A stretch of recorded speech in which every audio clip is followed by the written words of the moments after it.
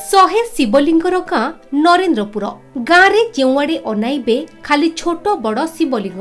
भद्रक जिला तिहिडी ब्लॉक नरेन्द्रपुर पंचायत नरेन्द्रपुर गाँ 5टी वार्ड को नहीं गठित लोक संख्या प्राय 3000 हेब। गाँव में रही छोट बड़ 100 शिवलिंग। तेणु यह गाँटी 100 शिवलिंगर गाँ भाव में बेस परिचित। गाँव प्रवेश द्वार में रही बाबा सनातन गोसाई सुंदर मठ। वर्ष तमाम एटी पूजा पर्व लगी रही है। कहुए एठारे बाबा सनातन जीवंता समाधि नहीं 10 जन मठ महंत बाबाजी एवं माताजी समाधिपीठ रही। गाँवर मुख्य पर्व होउछि पणा संक्रांति। एटी पूजा पर्वाणी को धूमधाम रे पालन करथांती ग्रामवासी। ये सनातन धर्मधारी शिवंकर गाँ ये सनातन धर्म राज चले शिवंकर गाँ सनातन मठ ये गाँव अच्छी। तेणु ये सनातन देवभूमि धर्म क्षेत्र कहले हेनी। ये गाँव में बहुत रजा अभिषेक होते आगु को आम युधिष्ठिर साधु अभिषेक करूँ आमती से ये गाँ शिवंकर गाँ आउ ये गाँ जो खोलियो महादेव आ ये गाँ को जी पाद पकाए किसी बर मांगा दरकार नहीं। ये कल्याण ठाकुर जाति की दे दियंती। ये देवभूमि धर्म क्षेत्र गाँ ना नरेन्द्रपुर छत्रपदा। ये गाँ को एवं सुधा जी आसे से खाली हाथ में जाएनि। आउ समय बेले आज शासन सब मानव को दानव तैयारी कर कई साधु युधिष्ठिर कि श्रवण कुमार पिला हो पाना। ये चिंतार कारण आगु को युधिष्ठिर साधु ये गाँ अभिषेक कर धर्म संस्थापना संभव आम जुगे जुगे ये गाँ कर सारी। आम नरपति नरेन्द्रपुर नरेश 20 वर्ष रजा ये गाँव हो सारी। ये ठाकुर दयारू आम ये गाँव किसी पुनरुद्धार करूँ। जगन्नाथ संस्कृतिर सनातन प्रचार ये करावा कथा ये करू न करूँ आम करूँ कहीं ये सरकार अयोग्य सरकार ये करें। ये दलीय नेता सरकार पर्टिकुलर देख ये गाँव महादेव को देख ये गाँव थे कल्याण नहीं कि देख आम भाया अयोग्य को ये गाँव योग्य कर दे पारे। केते रजा अभिषेक होती आगु भी आम रजा अभिषेक करूँ युधिष्ठिर साधु अभिषेक करूँ। आम सीमित पूजा करन ये गुष्ट मिसला कतु आम मठ को चलीचे। ये गुंसई महाप्रभु आम जानू गुसाप जानी बाप जानी कौ काल अच्छा काटिला मुंड रखुंट मंगला तो से आते देवादेवी अच्छा मझे सत्य तो आम बाबा गणिनु आम कहीं गणिमु जी गणिचनी कहते आम गणिनु अच्छी जो माटी खोलू से बाहर जो माटी खोल बाहर आहरी किए कुआड़े नहीं जाऊँच आउ 100टा अच्छी पा कहते मंगला कतु आम माझी साही पर्यंत परंपरा जी खोलुंट सी देखुं।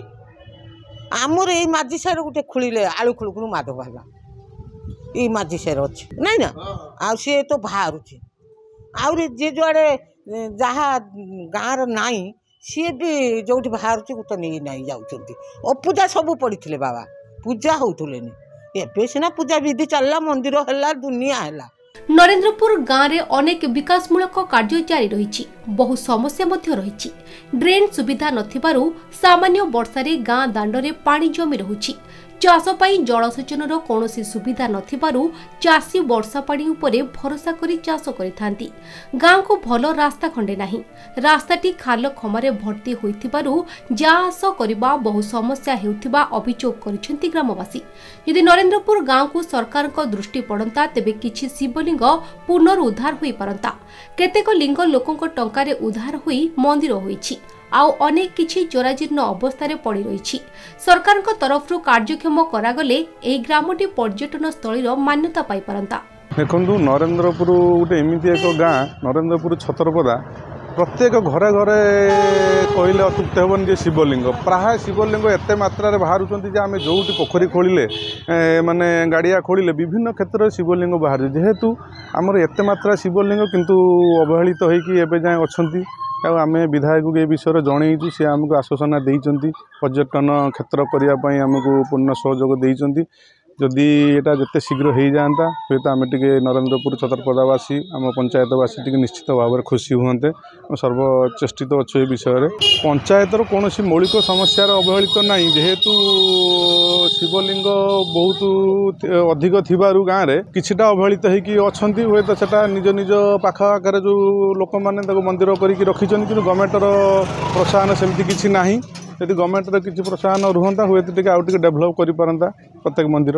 भूटेश्वर महादेव जी कि ये अंचल बा ओडिशा मध्य प्रथम मूर्ति जाऊँका जार आकार बहुत ब्लकार बा बड़ आकार एवं तांका पाखरे जो पार्वती अछंती से पार्वतींकर शताधिक चक्षु अच्छी बोली आमर पूर्व ऐतिह्य माने कहिचंती ए संपर्क रे आम गाँव रे थिबा वंशीधर भोई गोटे गाँव ऐतिह्य गोटे से प्रकाश करिछंती एवं मु बाबा सनातन गोसाई पाखरे जो गोटे पत्रिका करिथिनी महिमा सागर से महिमा सागर मध्य मु या प्रकाश करिछि गाँव रे थिबा मुख्य मंदिर गुड़िकर नाम मध्य देइछि एवं ये जो शिवलिंग एटा खाली पुरी नुहे जाजपुर नुहे एवं ओडिशा सारा एते धरणर एते संख्यार शिवलिंग